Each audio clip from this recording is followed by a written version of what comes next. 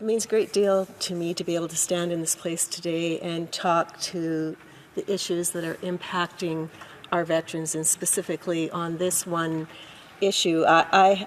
As the previous speaker mentioned, I had the privilege of being the Deputy Shadow Minister when I first came in as a brand new Member of Parliament for Veterans Affairs, and was able to travel with my colleague across Canada to ensure that we were really learning and hearing what veterans and what Canadian Armed Forces members had to say across the country. And this was in 2015, following, 10 years of the previous Conservative government. And I remember being told a great deal about the fact that new veterans, not modern-day veterans, they hate being called that, next generation of veterans, was very upset with the fact that they came back from Afghanistan to a whole new set of rules around care for them with the new Veterans Charter, which was created just before the Liberal government fell and was adopted by the entire House without the proper oversight. And since then, it has been a challenge for veterans to appreciate what this new Veterans Charter did. And now it's been changed more and more and more. It's like never putting, we say if you're going to spend a dollar, you got to take a dollar from somewhere else. It's just a pile-on of one program after another. And it is very confusing for our veterans, and they better than they have. And I can say, as my colleague did, there are things here that need to be put right. I have been on Veterans Affairs for a decade now. I'm into my 10th year, and it's absolutely right. We have studied transitioning to death and given recommendations, and witnesses have come and talked about what needs to be done to make this means of taking care of our veterans smooth and transparent and fast. And really, nothing has changed. If anything, things have gotten more difficult. And it shows partially in the inability of National Defence, Canadian Armed Forces, to work with Veterans Affairs through a seamless transition. And in the government's response to this very issue, it says that the Government of Canada agrees with most of these recommendations. However, they then go on to explain that the Minister of National Defence under the CSFA is responsible for the overall management of the pension plan. In support of the Minister's role, the Department of National Defence and Canadian Armed Forces, they're responsible for the oversight of the pension plan, contribution calculations, financial analysis, all of this. And then the Minister of Public Safety is responsible for the RCMP part. And then here is what they say about the Minister of Veterans Affairs. The Minister of Veterans Affairs has no authority over any superannuation acts.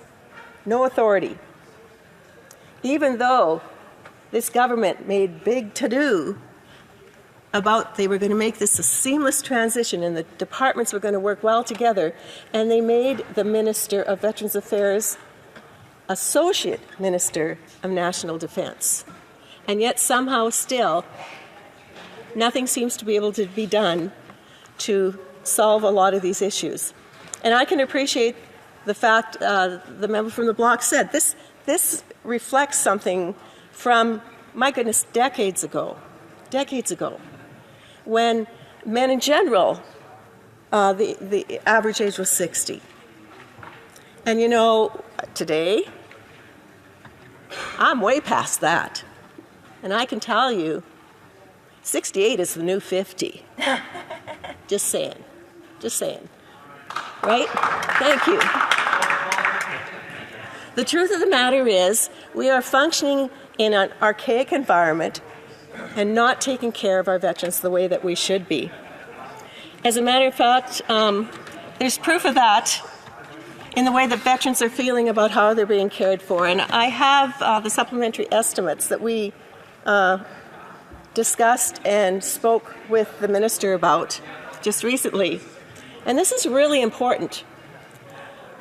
They asked for an additional $942.5 million in the supplementary estimates. Whoa, that is a lot of money. And the bulk of the requested appropriations, they said, is for pain and suffering compensation applications.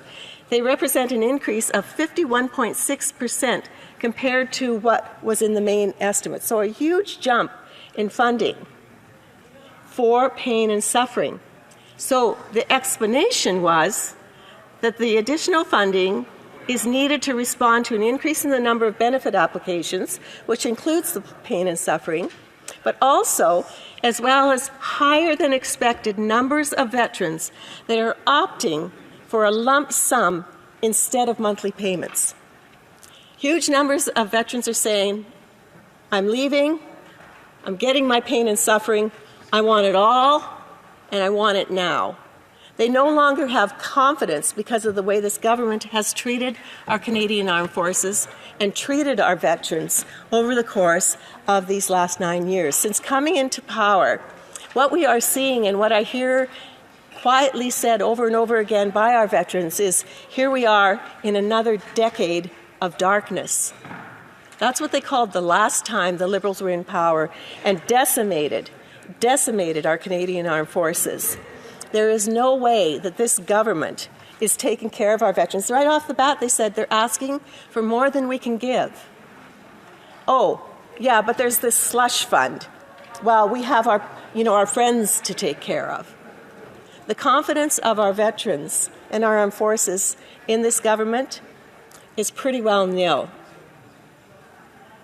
And as my colleague said, do we have work to do when we form government shortly? Absolutely. Do our veterans know that we've not done everything right in the past? Absolutely. And we're open about that. But at the same time, our veterans are facing the same challenges that every Canadian is.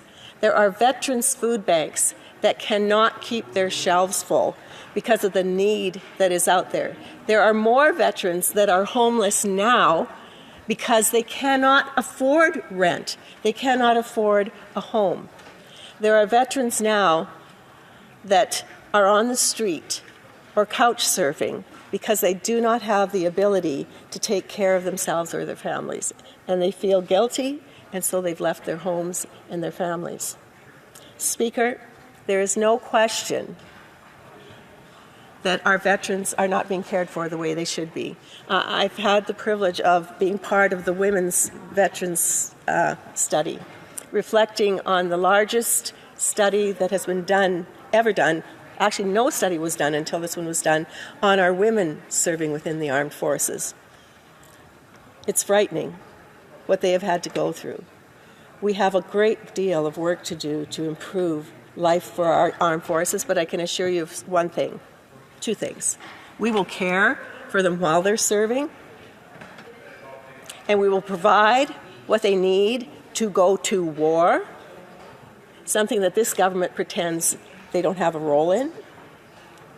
And we will care for our veterans in ways that meet their needs, and where there's a situation where something can't be done the way that they would want it to be done, we will have our conversations.